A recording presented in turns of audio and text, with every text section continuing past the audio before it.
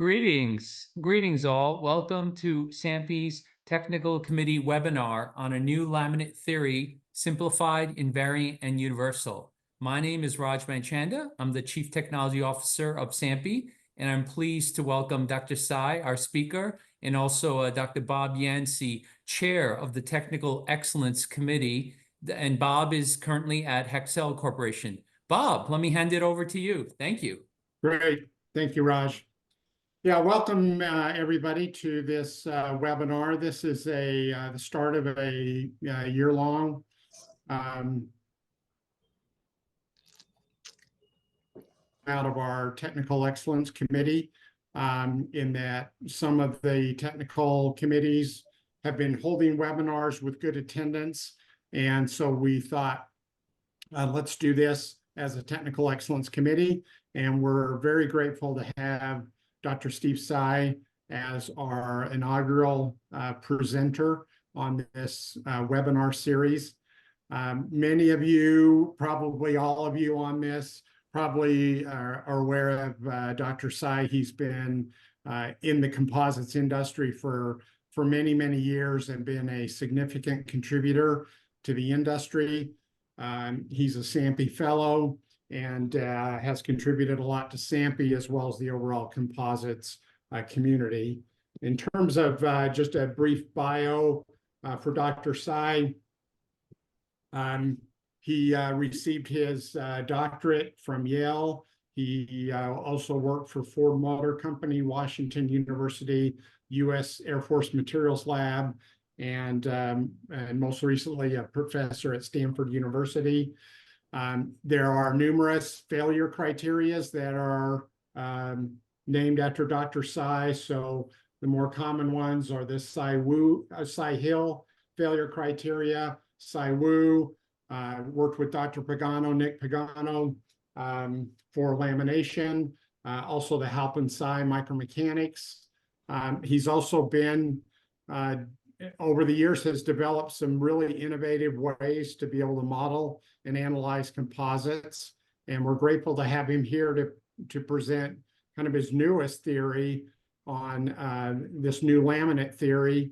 I've seen the presentation before. It's quite interesting, and I hope that those on the webinar will be able to take advantage of it. The webinar is being recorded. The slides will be distributed to those who registered. There's a link that will be shown at the end where you can download a book from Dr. Sai that has all of the details. And so we hope it's informative for you, but also that you're able to take the information and actually use it in your composite modeling applications. So with that, I will turn it over to Dr. Sai and let him give the presentation. Thank you very much.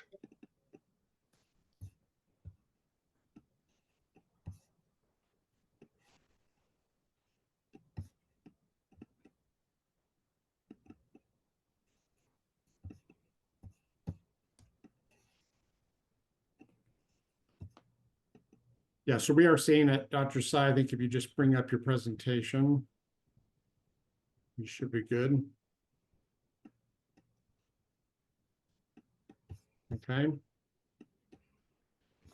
Okay, we see it.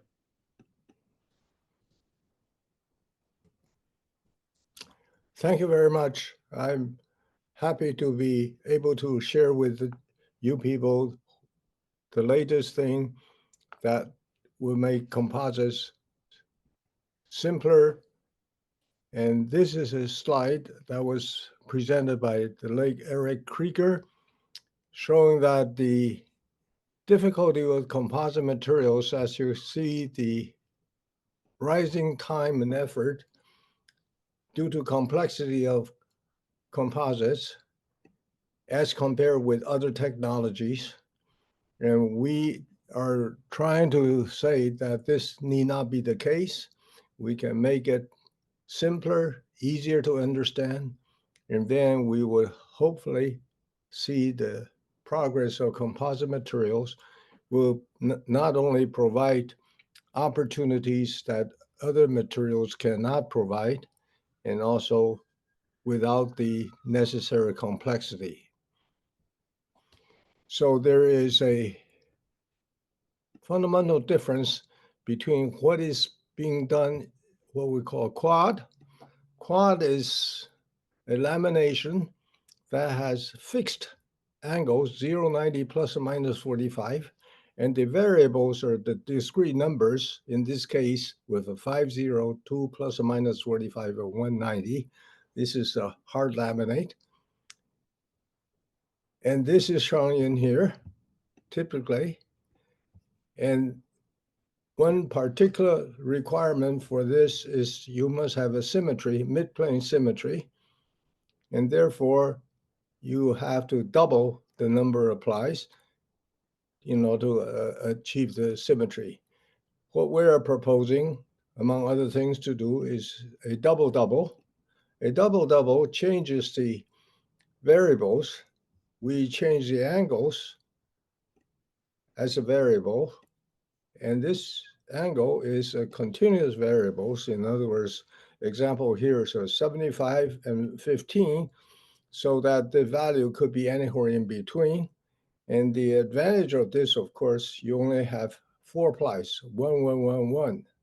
And so that you can see when you do the double-double, you have a homogeneous laminate. When you have a homogeneous laminate, you don't need the midplane symmetry because it's naturally symmetric. And then you can do many things with the homogenized laminate that you cannot do with the quad. Dr. Tsai, sorry, let me interrupt one thing. I failed to mention to people, if you have questions for Dr. Tsai, please enter them in the Q&A panel, and we will address those at the end of the presentation. So feel free to put the questions at any time during the presentation, and we'll get to them at the end. Okay, back to you. Sorry. Okay, thank you. So today we're going to talk 3 topics. One is the laminate thickness, laminate strength, and the double-double and opportunities with composites. Laminate stiffness is usually specified by the stiffness of the longitudinal direction, transverse direction, and shear. And here we show 5 different materials. We have the carbon, we have the high modulus, and we have the Kevlar, we have the S-glass and E-glass. So these are the values. As you can see, it's the longitudinal stiffness that dominates, whereas the transverse and shear, these are in absolute values now. So they are really not that, in terms of the laminate stiffness, a contribution, of course, is that. And then we can represent it differently in terms of the longitudinal, the in-plane stiffness coefficients. And then there is such a thing called trace, and trace is defined as the sum of the diagonal terms of the matrix. Now, this is turned out to be the single parameter that is the key to understand. So if you have the stiffness normalized divided by the trace, then you can see a new situations here. Then you can go over to have a different representation of stiffness, and that these definitions of use are given here. There are linear combinations of these. So what happened is then you will have what we call invariance. In other words, you can see these are values are this. The U1 is the same for all materials, and U4 is all materials, and U5 is all materials, so that you can reduce the number of parameters that you need to do. And so physically, it has a representation what these U's are.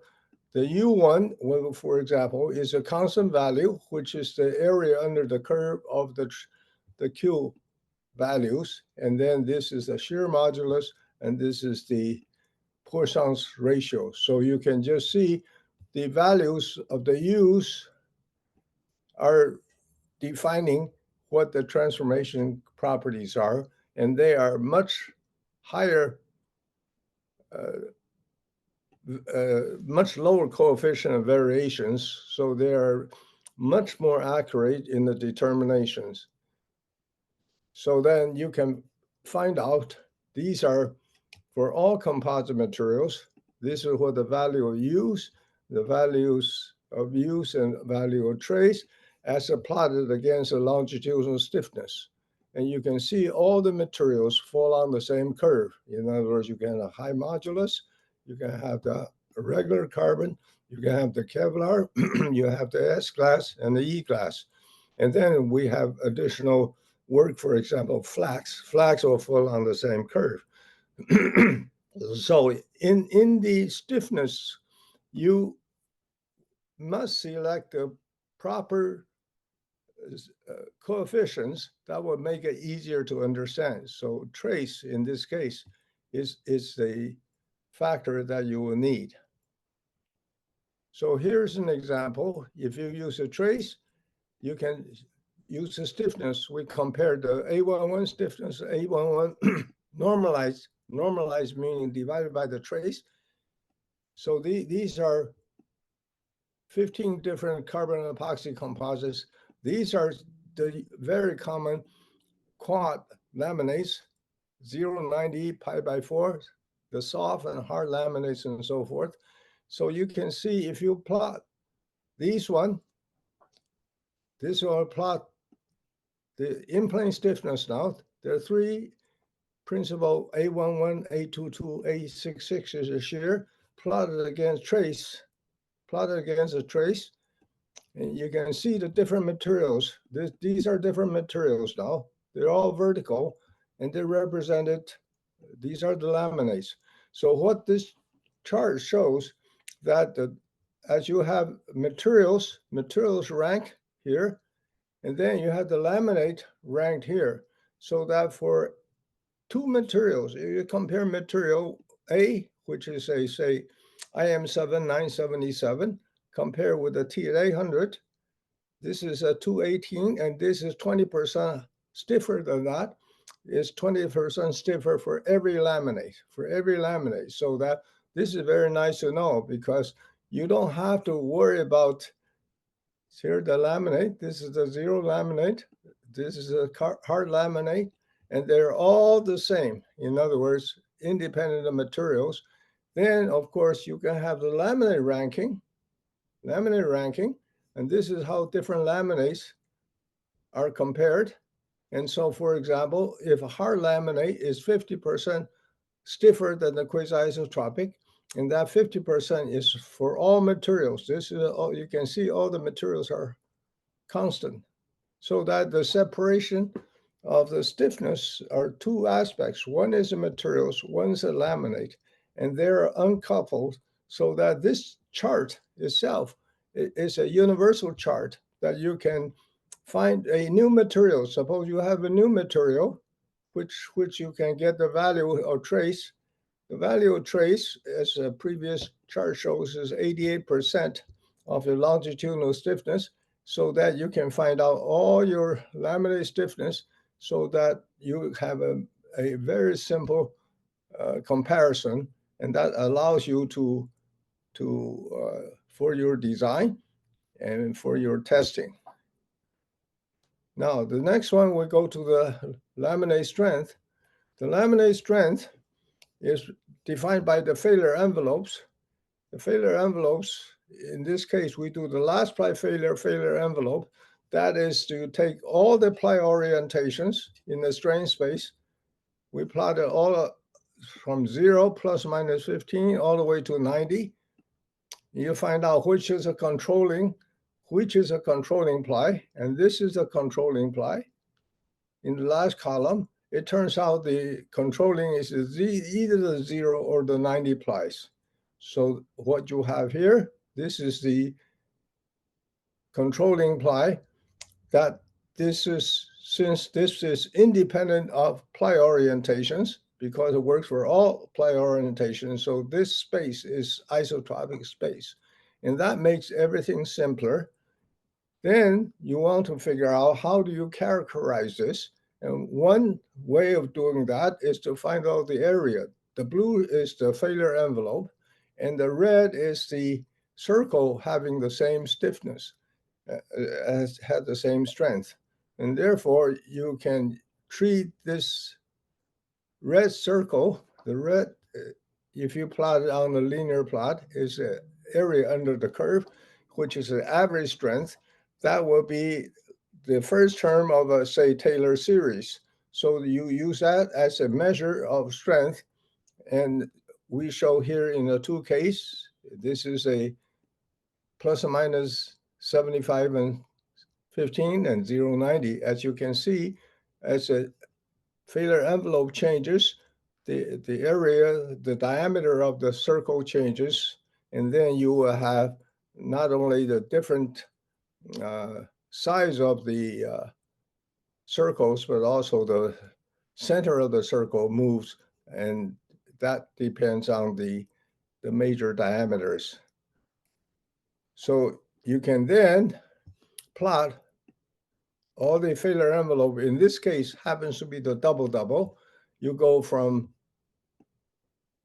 0 to 45 degrees, and this one you go from 15 to 90 degrees, and this shows all the failure envelopes within this domain of the double-double, and you can see the shape changes and so forth, and there's a dividing line here when the angles between the two double-double is 45 degrees.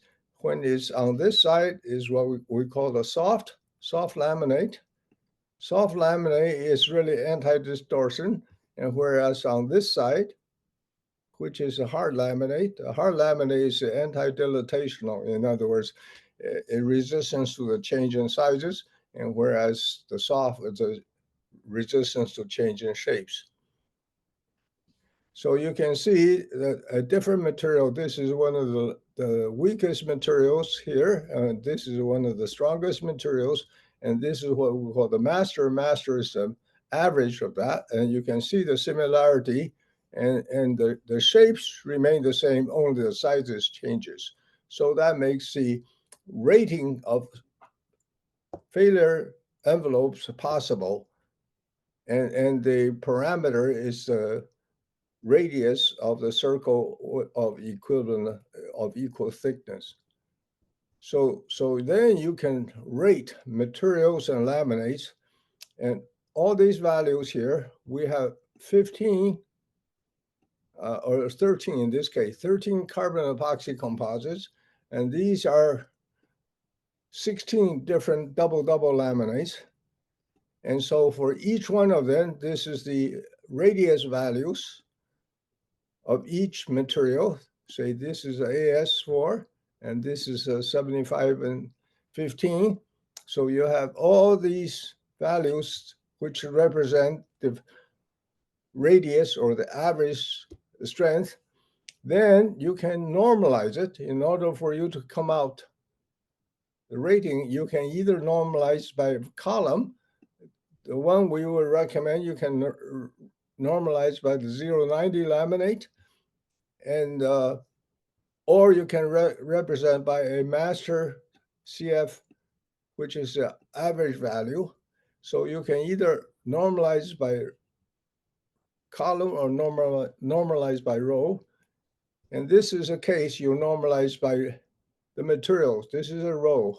As you can see, if this is the master, and this is all one, and this gives you the ranking. This gives you the ranking of the materials. So you can see, you plot this. This is a plot. Your lowest material is T300 fiber 9, and the highest material in this case is a T800 Sci-Tech. So you can see within each column, and there are the laminates. So if you expand the laminates, you can see the normalized laminates. These are the entire laminates. They have essentially the same values. In other words, they're independent of the laminates. And then if you can do the laminate ranking, in which case you can normalize everything with respect to a particular laminate, which we use a 0.90 laminate. 0.90 laminate is good because it's the easiest for you to test In fact, people do that, and it has a 0 Poisson's ratio, so make it testing much easier.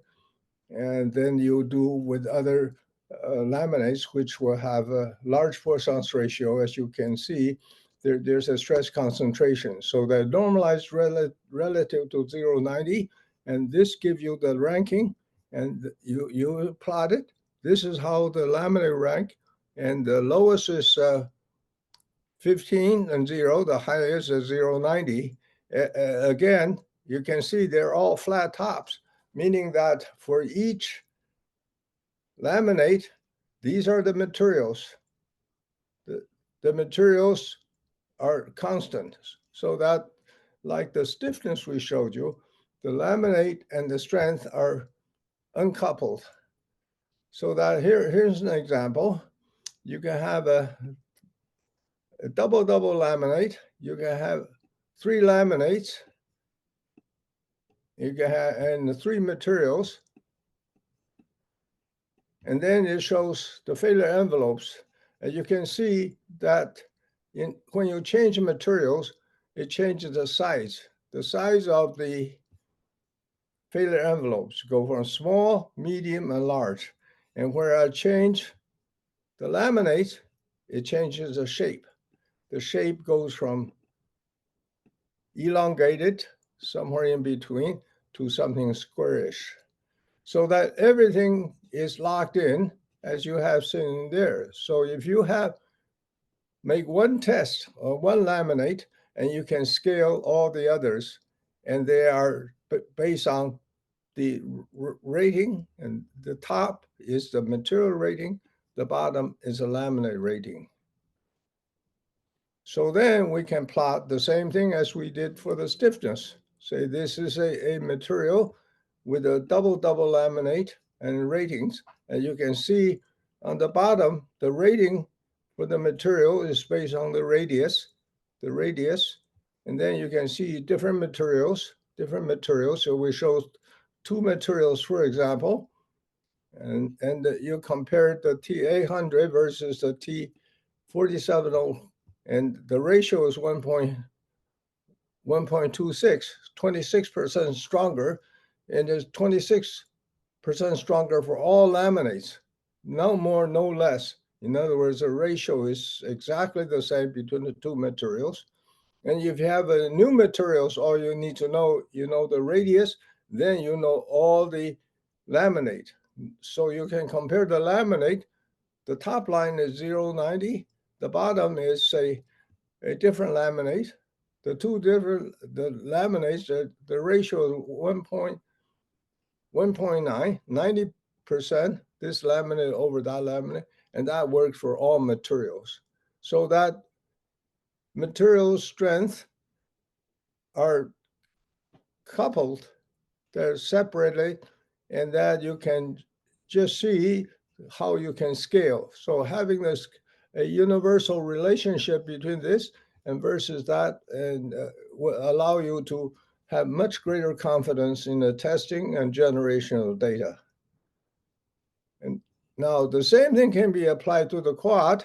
The quad, this is a 10-ply laminate. This is 8-ply laminate, and you can see the failure envelopes. And this is on the carpet plot now. The carpet plot. This is the 5221, 5 zeros, 2 plus or minus 45 and 190, and this is a failure envelope, and the size of that is 770. And then you have what we call a square symmetric laminate, and you can see that provides a mirror image between what is a hard and what is the opposite of that. It would be 1, 2, 2, 5. So you can apply the same thing for the 10-ply or 8-ply. And then you can plot the same thing. Now, this is a quad now. And then you can compare, say, the same 3 materials. The material ranking is the same. Doesn't matter whether you do the quad or do the double. You can see that 1.25 ratio between the 2 materials, and between these 2 materials, 63%. And you can compare soft, hard, quasi-isotropic and 090. And you can just see, again, it's the same thing, that you change the material, is changing the size of the failure envelope, you change the laminate, you change the shape of the laminate, but they are all controlled by fixed ratios, and you have the rating. And so if you measure any one of this, and you can scale all the others. Now, having the relationship now be much easier for you to do the testing and evaluations. So you don't have to test every laminate and every material. In fact, you only need to test one material and one laminate, and you should be able to scale the others. So here is the same comparison. You can show the laminate. These are the material ranking versus the laminate ranking. And you can see the materials here. This is a T300, and this is a T800. And then you have the laminates. You can have 090, which is the highest. And in this case, the plus or minus 30 is the lowest. And you can show how the variations, again, variations. And then you can show this is the double range, and this is the quad. The quad will have 3113, meaning 3 zeros, 190, 1 plus or minus 45, and 3 90s. So that you can see the totally, they follow the same thing. And that if you know the materials, the two materials, and then the strength between laminates will be the same as we have seen previously.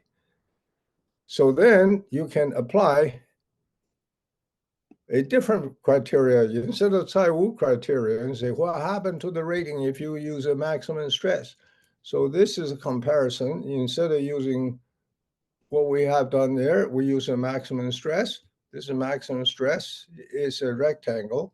So if you do maximum stress condition, you can show the difference, what the rating will be. And it shows that the rating, you have two. This is a maximum stress in blue and the Tsai-Wu in red.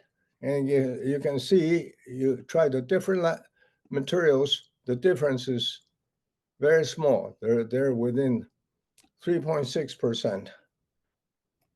And then we can also try the difference between the quad, the maximum stress versus Tsai-Wu. And this is a comparison again. This is a maximum stress, and this is the Tsai-Wu criterion. And these are the different materials, but this is based on the quad. This is a quad material. And the difference between the two failure criteria in the ranking of the laminates and strength is within 3%. And so how good are these predictions versus test? And these are the comparisons. In the failure envelopes are shown in red, the test data. This is furnished by Waruna of NIAR. And that this is a comparison. And you can see is really excellent. And then we have additional data from Albertino at the University of Porto. And these, again, the prediction as shown in the failure envelope, and the dots are the data. So finally, we talk about the double and the opportunities. The difference between the quad, we give an example. This is what the quad looked like. In other words, this is a pi by 4. This is a hard laminate. This is a different hard laminate. You can see this equals 0.90 plus or minus 45. This will have, say, 390s and 1 zeros and so forth. You can just see all different combinations. This is what the laminate will be in case this would be a 32. Now, the double is much simpler, and they only have two sets of angles, and this is what they look like. So you can see the top and bottom, they have the same stiffness now. We match the same stiffness. So the double is so much more efficient, because when you do the quad, this is a number of plies, 24 plies, and the 8 plies, 12 plies, 16 plies, up to 20 plies, whereas the double is always four plies, so that you can homogenize. And then the more important things, how many stacking sequences are there? So the stacking sequence, of course, here you have 24, and here you have over 1 million. So that when you deal with quad, you deal with the stacking sequences, and you never know which stacking sequence you use, because there's really no rules to tell you which is the stacking sequence. Whereas in the double, you only have two stacking sequences, that depending on the angle difference. So it's a much simpler and totally different concept. And you can see in terms of manufacturing, in the layup, and so forth, there's just no comparison.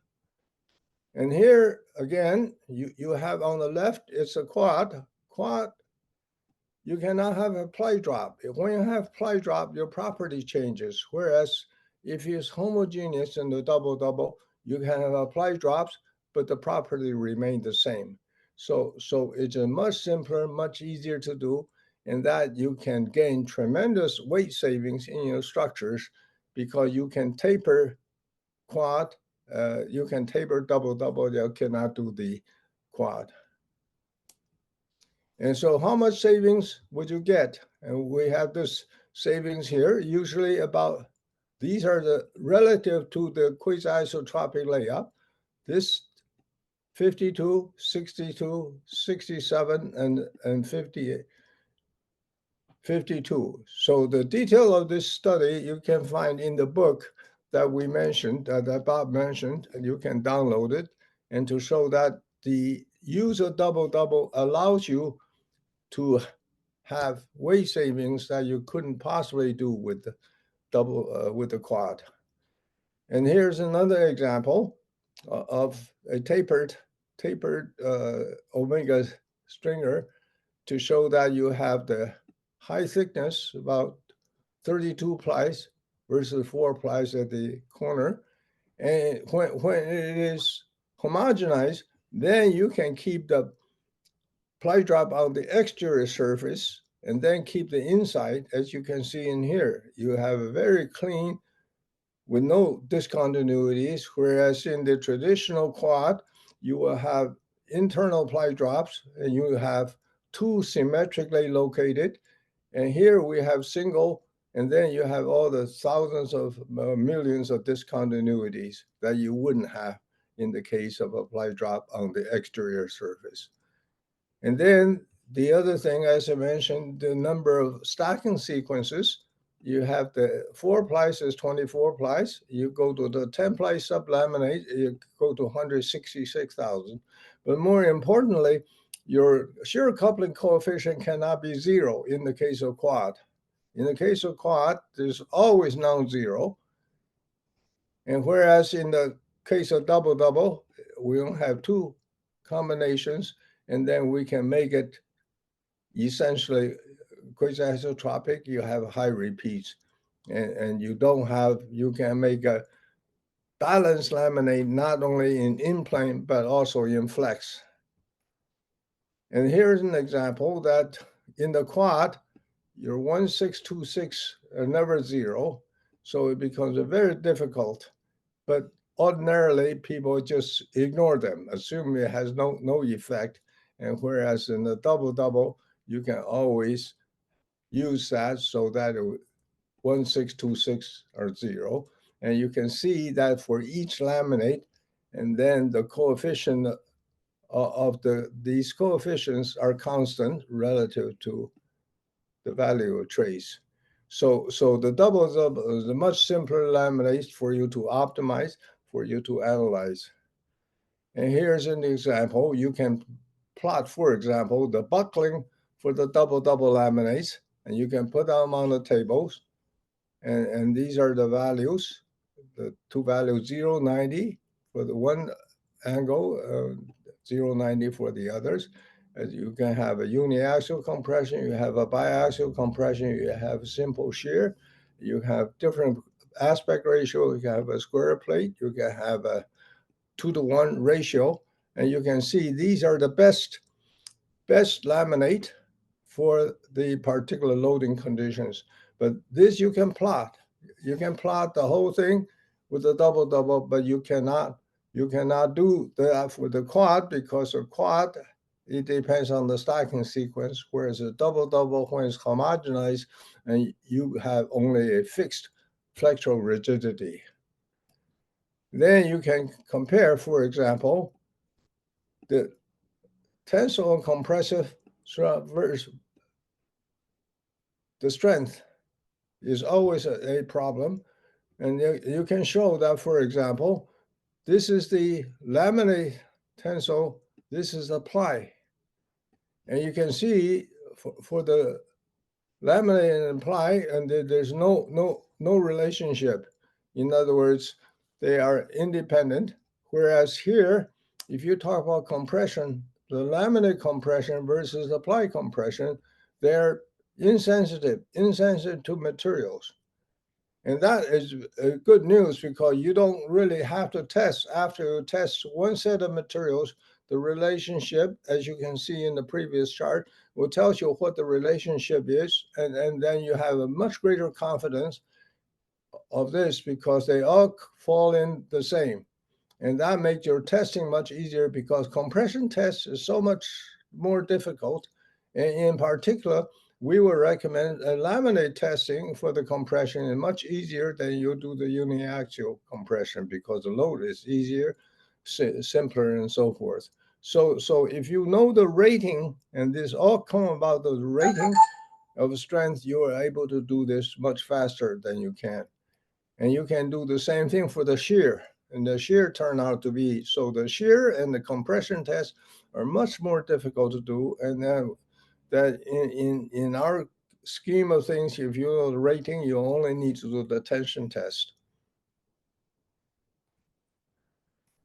And then we have another condition in the metallite.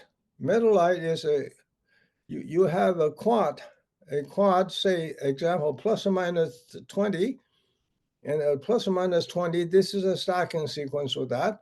And then you can see the D16, D26 are not zero, because the plus or minus 45s are always on the different planes.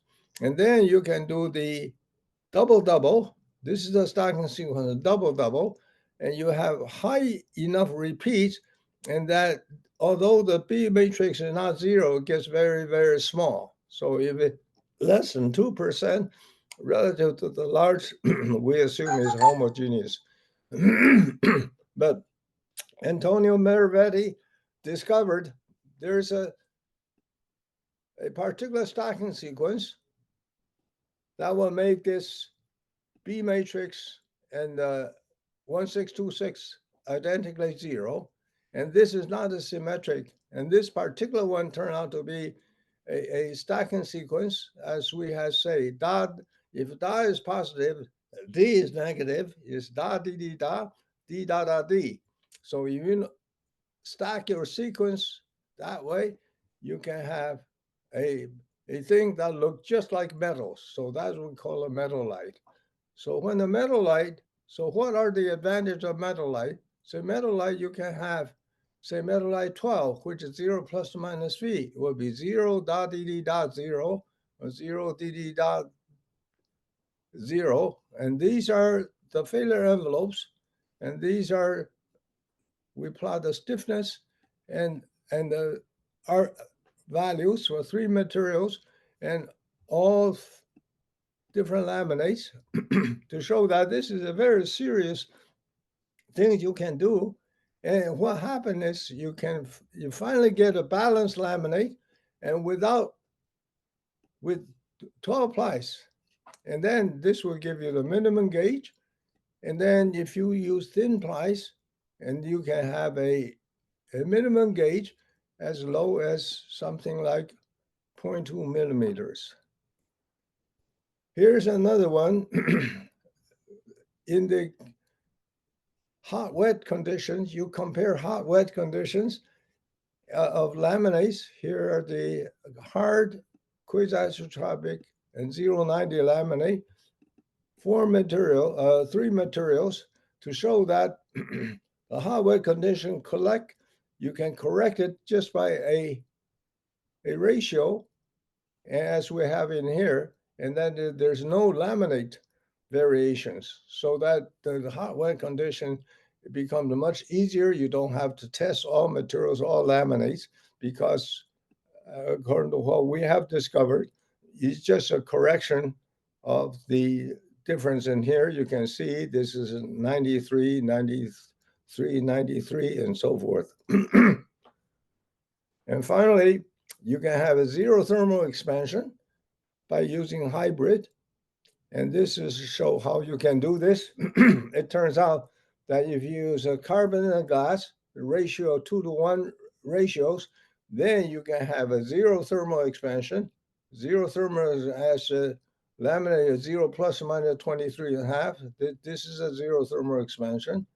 Now, the particular zero thermal expansion is very important because you have a very stable structures and you can have zero thermal stresses. So there are many applications that you can do. And this is the physical property. This is the strength. This is the stiffness. So this is a serious capable material that you can use.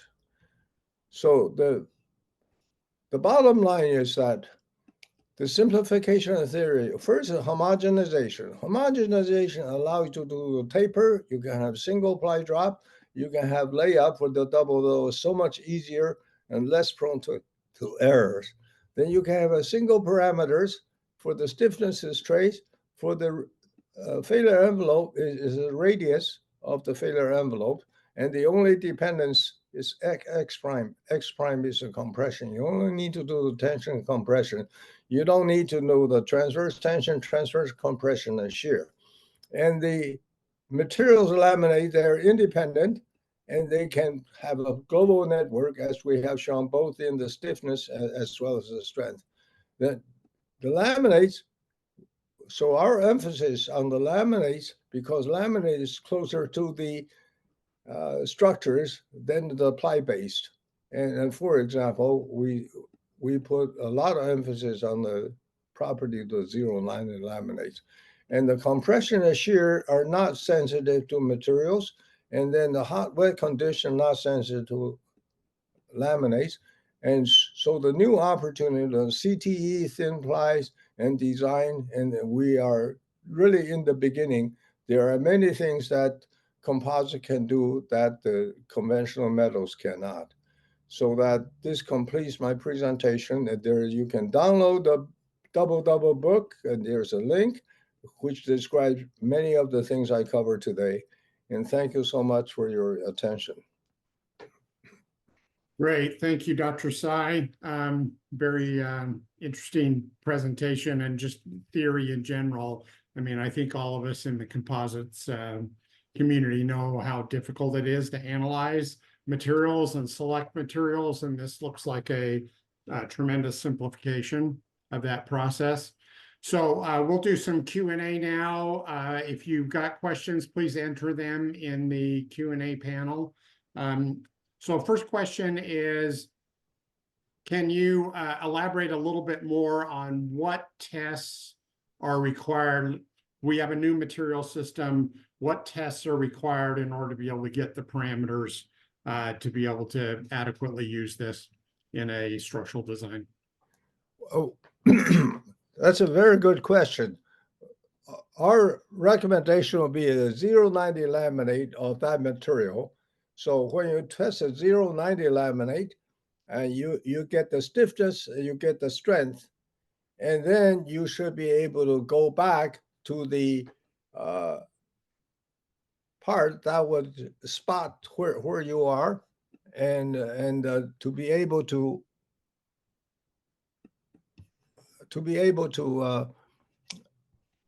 come up with here this example. You have the material, you have your new materials, so you know you can calculate what the value of trace is, value of trace is the longitudinal stiffness divided by 88%, and you can do the same thing, looks like the same thing for the strength. So then you know all the laminates, what it should be. So only need one test that you can spot where your new material is. Great, thank you. Next question is, mechanistically, does your failure criteria emphasize less shear stresses and more normal stresses? No, the failure criteria will do whatever comes out to be, because it turns out that the failure envelope is in the principal stress, because the area, what we call the omni, is independent of the ply orientation. So that core is isotropic, and therefore we can go from the regular strain or regular stress to the principal strain and principal stress. So there are only two components, and therefore you can more easily characterize. So that the shear stress or shear strains are included in the evaluations. Okay, thank you. Next question is, which type of strength allowable has been considered in the last ply failure criteria? For example, pristine, open hole tension compression, filled hole tension compression, tension No. after impact, compression after impact. The particular data which we show came from NIAR, Waruna at NIAR, are the no hole. The no hole, meaning they're smooth laminates, and we also have compared with the open hole, the rating of open hole, and that work is in progress. And it looks promising that we can have the same rating system of open hole tension, open hole compression, but that work is in progress. So we're not quite ready to come to a conclusion yet. Okay, thank you. Another question, can double-double be effectively used in the sizing of long structures whose strength requirements change along the span? Yes, you can. Double allows you to have a taper. You can taper it. Our recommendation is to use one homogenized laminate instead of different laminates as you go down. Suppose you talk about a shaft or talk about a wing or a rotor. Instead of having variable laminates, we recommend a homogenized laminate, and that you would, as your stress or load changes, you go down along the wing or along the shaft, and then you can adjust the thickness. You adjust the thickness of the laminate rather than changing the laminate stacking. So that we think in the end it's much easier to do. Yeah, and you had mentioned on double-double that you can basically do the ply drops on the outside. Yes. Right, yeah, okay. Another question, any known application of the invariant theory in real-life civil aircraft certification? Yes, we have. We work with many organizations, and that in various stages of using double for manned and unmanned situations. So the work is being considered, and in some special cases that the double is the baseline material, the baseline laminate, and that work is in progress. Okay. Next question, what would be the best way to lower the trade-off between strength and energy absorption? I don't know how to answer that. You have the strength and you have the stiffness requirement, I think your energy will be, you know, the area under the curve. So I don't think the double will have any different than you would normally with the quad. And so in general, the match for any given applications, we have found that there's a one-to-one correspondence. You can find a matching double for each quad, but you cannot go in reverse. You cannot find quad that will satisfy a double because double is a continuous field, whereas a quad is a discrete. So in most cases, uh, you'll be able to match it. And I'm sorry, I lost the trend of the question. Could you Yeah, I repeat? think it was around energy absorption, and how to make that trade-off.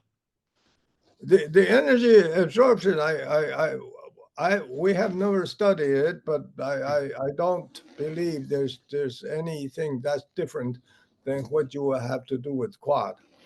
In other Okay. words, a double you will find it much easier to do. You can interpolate. That's the other thing. The double you can interpolate, whereas the quad you cannot. In other words, you have 5 zeros, or the next stop is 6 zeros or 4 zeros, so you cannot have 5.5. Whereas a double, you have 30 degrees, you can always make a 32 or 32.5 or whatever you want. So there's a tremendous difference in there. Okay.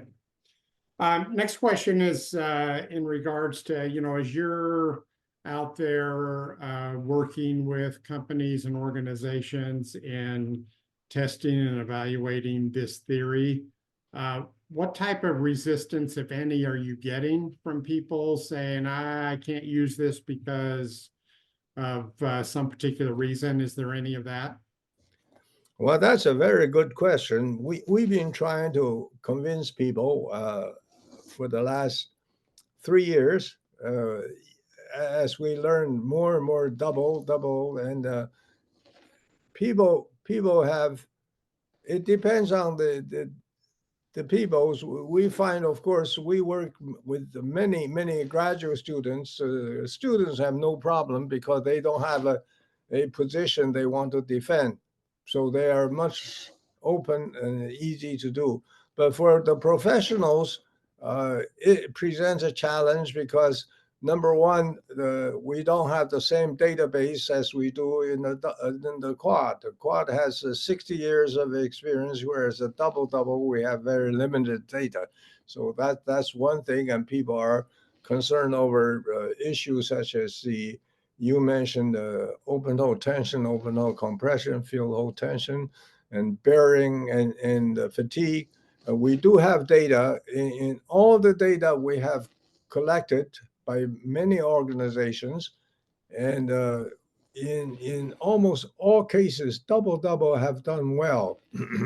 All of the data that we have, double is as good, if not higher than the equivalent quad, and that has been the case. But people don't have all the confidence. They always ask us the data that we don't have, but we're trying very hard to get the data, such as say compression after impact. They are coming out, and I think that was more. And of course, there's a resistance due to change because you have to learn to something new, and that if something goes wrong, I suppose they see the risk, and that. But other than that, I think it is a matter of time. We notice that there's a tremendous shift in the last few months of organizations that are taking a look at the double. Yeah, I mean, would you see this eventually changing the allowables generation test programs that are done routinely on new material systems, that we can go to a much reduced test matrix? Yes, very much so, because there's an issue we don't have to do blind testing. Blind meaning that we have no expectation. We say, well, after we run the A be allowable, and hopefully that is the truth. But here, if we have a framework, through the rating system. We are continually trying to improve the rating system, make sure it is really accurate. As we show, for example, we did the comparison between the Tsai-Wu and the maximum stress criteria, and it didn't change the rating. And in fact, we have a totally different ways of selecting laminate and using the lam search. That turned out to be the rating system was still good, meaning the strength, the master strength is 1, and that turned out to be something equivalent to the T4708. And then the highest strength is something like the T800 T800 Cytec material. The lowest is T300, and the value is 1.26 is the highest, and the lowest is 0.63. So that is the range. And I think if you have an expectation of what it should be, it changes the game. You don't need to run thousands of specimens. You test for confirmation or calibration, and you test only the material, the laminate you use, and then you know how to scale. And we think it can have a tremendous impact how the design allowable is generated, is used. So we think that would hopefully change the game and making it ability to use innovations, new process, new materials, and to be accepted more readily than to be stopped by the lack of A or B allowable. And our approach is also different in that we work with laminates rather than plies. I think the laminate is much closer to the structures. We rate laminates, and we believe we will test laminates much easier than to do the test unidirectional in systems. So there are quite a few new things, and we like to work with the companies. We're open to that. We don't have all the answers for sure, but we think there's an opportunity for all. Great. So I got one comment from the chat that I wanted to share, and then I got one final question, and then we'll need to wrap up. So the comment was that double laminate data will be included in CMH 17 Volume 3. So testing is ongoing on that. So that's great to be able to have that out there. Last question for you is in regards to interlaminar failure limits. How does this theory treat interlaminar failure? That is a tough question. What we believe the interlaminar the failure has to do with the stacking sequence. For example, if your 1626 are not 0, it has the lamina remembers its natural state. And the other thing is a residual stress. In other words, if we can zero the thermal expansion coefficient, then there's no residual stress. So the two together and plus the lamination, we think can reduce, and that's only our speculation. Yeah. But we think that that hopefully we can increase resistance to interlaminar failure. Great, thank you. Well, we're at the top of the hour, so let me have a few closing comments, and I'll turn it over to Raj. So again, this is being recorded, will be sent out to those that registered, even those that were not able to attend live. The link to Dr. Tsai's book is in the chat. So if you're interested in downloading that book free of charge, click on that link. We did get to all the questions. We got to most of them. So Rocio will compile those questions that were not addressed and get them to Dr. Tsai. He had his contact information on the last slide, so feel free to reach out to him directly if you've got particular questions on any of this material. And we look forward to your feedback in regards to the webinar, and if you're able to utilize this theory that was presented today. So thank you again, Dr. Tsai, for being able to present to us. Very informative. And Raj, any final comments? No, thank you again, Dr. Tsai and Bob, but you reached an international audience. I saw more than 180 at one point from all over the world, so we're really grateful. That's what SAMPE is all about. And I think, the technical committees and Bob, under your leadership, the technical excellence community, this is what we're trying to bring to our membership and non-members.